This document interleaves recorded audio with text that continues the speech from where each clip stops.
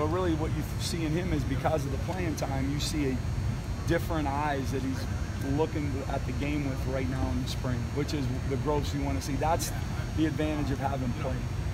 And I saw the same thing. I saw AJ make some plays today just the same way.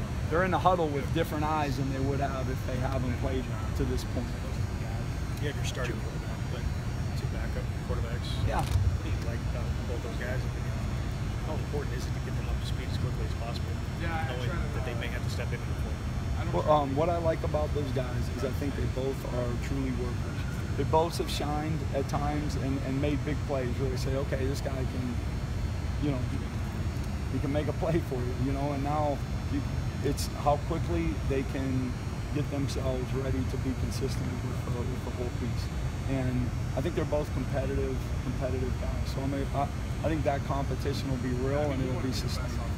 Confidence that they're going to be able to step in if need be? I know it's early. Yeah, absolutely. You think they'll be ready come fall? Heck yeah. It better be.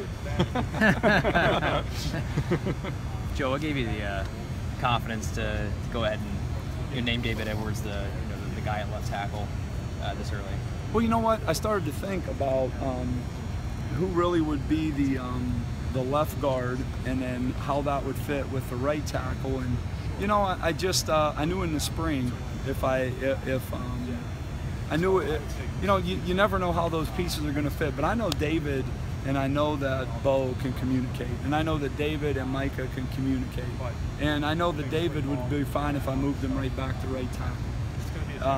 So the chance to move him to left and really start to develop and grow, I thought would be good for him, and it looked that way today. Like, he makes an easy transition, which you love. It also allowed me to play around with the guys behind me, you know, and sometimes it's easy for a guy to move right side to left side, like it's not that big a deal, and for some players it's really hard. You know, they get in a left-handed stance and it's like, oh my gosh, this is a different world. And for some of the young guys, it's kind of how they were a little bit. So I like this, and I think it'll be a chance for David to grow, but I also think it'll be home for him in the end. How much progress have you seen David make since he made the move to tackle? First day in pads, he had a good day, you know, and I think he's just got to continue to grow. He's got to be one of those guys that have gone from having to jump in there and play and shown that he can be serviceable and fight his tail off for you, to being a guy that, hey man, I can make plays out here, I can be a difference maker for you. You guys decided to put him in against Ohio State for his first game, gave up a sack, and yeah, you took him out. Was that a big growing experience for him, do you think? Well, like, you know what? To be thrown into that situation? I think it's a growing experience. Like, you gotta, like, I knew that we were going to need him, and I knew Max was battling with some injuries and fighting through some stuff, and at some point you gotta help those guys to grow, and the only way they can take those steps is by being out there on the field. So he played a little bit at Ohio State, he played a little bit more at Iowa, and then he was starting from that game on. So, you know, it was good that he played. I think it helped him develop, and you're going to go through some lows, and you got to be able to bounce back. He showed that resiliency, which is a really good quality.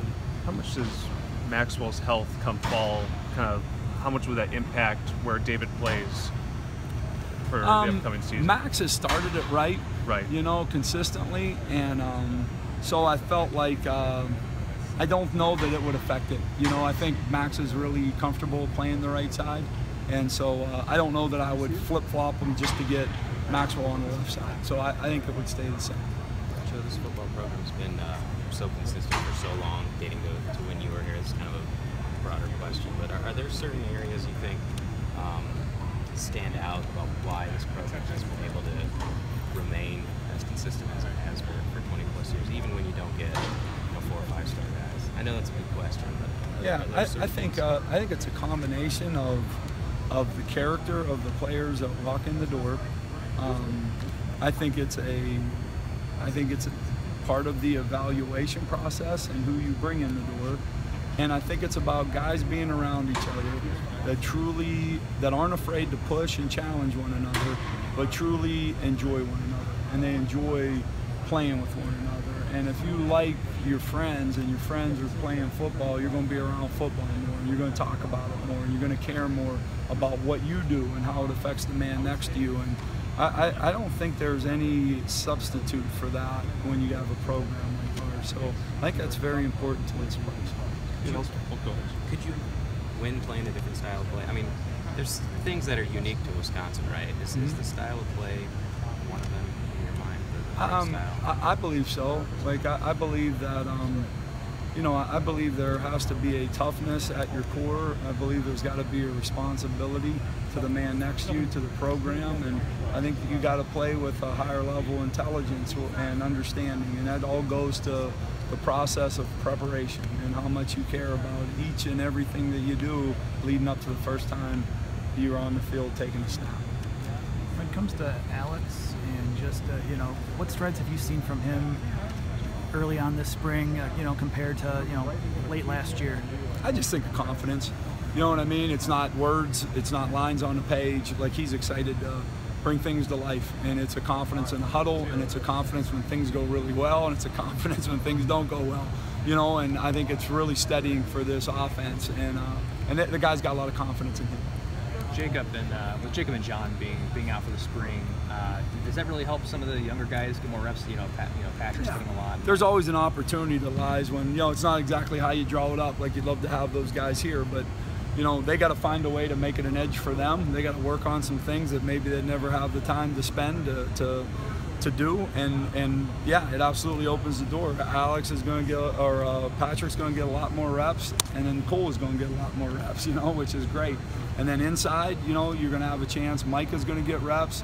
Dieter's going to get reps. You know, Caden Lyle's going to get reps. Jason Erdman's going to have a chance to see if he can make a statement. And it's the competition part is great. The more guys you got going, the better. But you know, if someone can't go, it's an opportunity to evaluate someone else. Which of the young guys have on the offensive line have kind of caught your eye? Probably too early just yet, but I'm excited about the 3 redshirt freshmen. Like, I'm excited about Cole, and I'm excited about Patrick, and I'm excited about Tyler, from at least where they're at mentally and physically.